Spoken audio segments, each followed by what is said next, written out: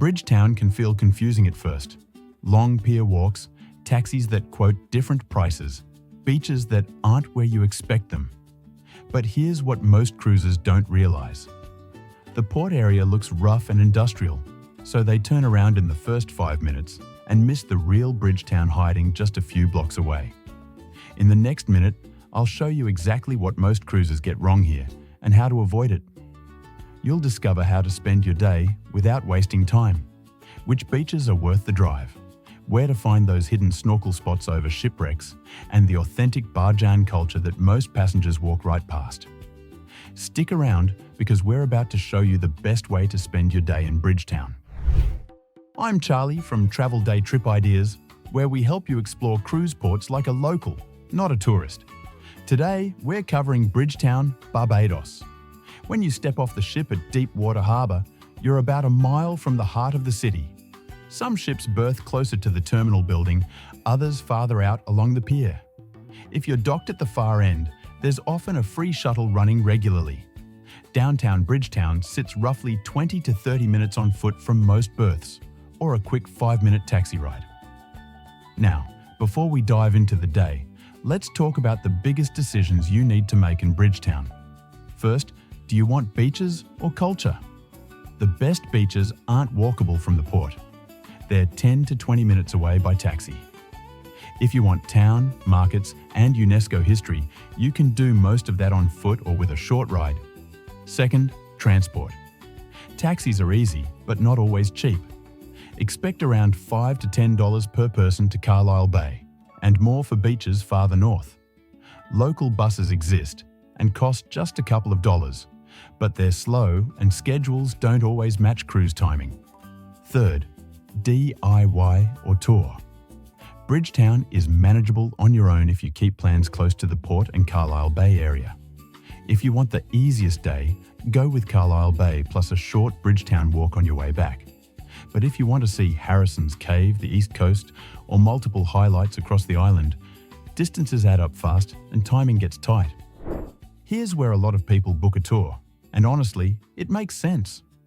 The roads to inland attractions are winding, the distances are longer than they look, and managing timing yourself adds real stress to the day.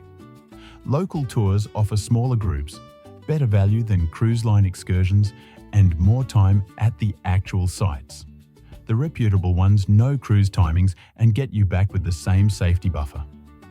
If you want to see inland attractions like the cave or rum distilleries without the hassle of navigating and watching the clock, a local tour handles all of that. We've added our recommended options in the description if you want to check those out. Walk through the terminal and head toward the main road. It's about a 10-minute stroll through an area that feels industrial at first. Here's mistake number one, and it's the big one most cruisers make. They take one look at the port area and turn around thinking it's not safe or not worth exploring. We almost did the same thing. The first impression is rough. Container yards, worn buildings, not much charm. But once you get past the first few blocks, you'll find the real heart of Bridgetown. The city centre has colourful colonial buildings, shaded streets, and a genuine local vibe. Independence Square is a peaceful spot with monuments and benches. Just around the corner, you'll find small cafes where we grabbed strong coffee and a pastry. That's Bridgetown. It's part of the Caribbean, but it's also distinctly its own place. If you're interested in history, the UNESCO-listed historic Bridgetown area is worth exploring.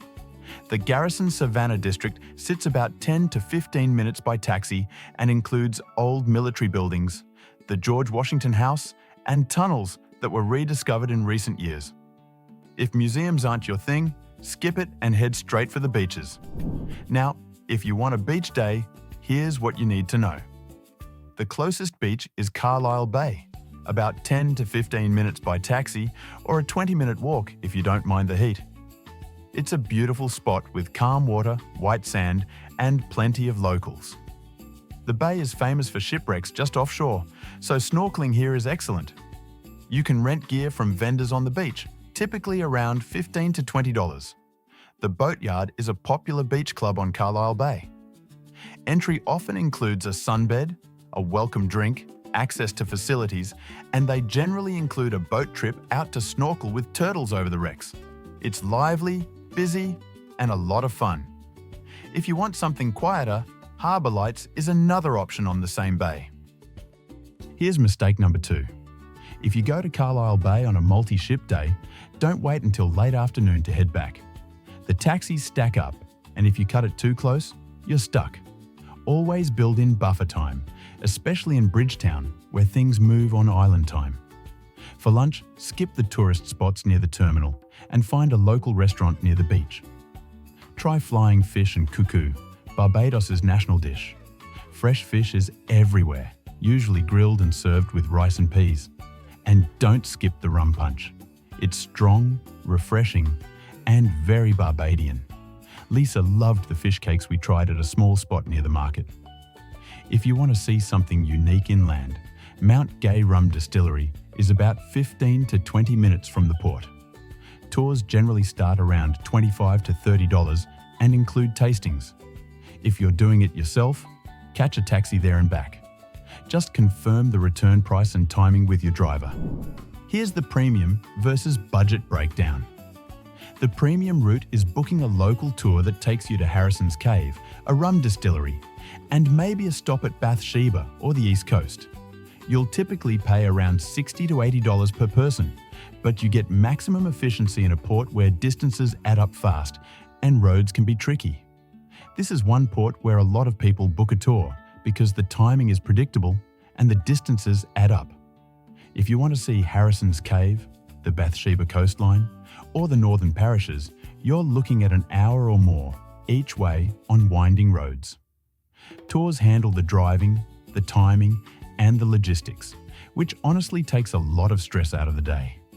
The budget version is taking a taxi to Carlisle Bay, spending the day at the beach, and maybe walking through Bridgetown on your way back.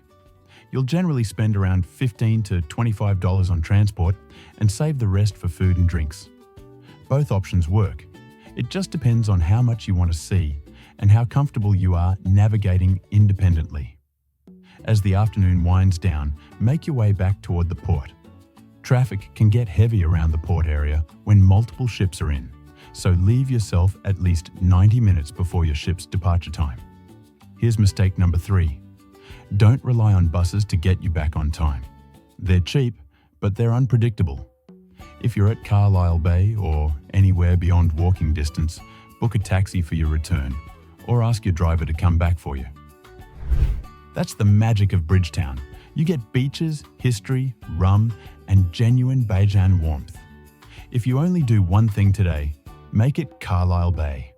The water is stunning. The snorkeling over those hidden shipwrecks is excellent. And it's the kind of place where you forget you're on a cruise schedule. Just don't forget to leave early enough to get back. We've done this port twice now, and this order works every time. We've added our favorite local tours in the description below. Great value, smaller groups, and they've always had us back to the ship with plenty of time. If you want to see more of the island without the stress, those links are there for you. Tell us how you'd spend your day in Bridgetown and keep watching for the next port.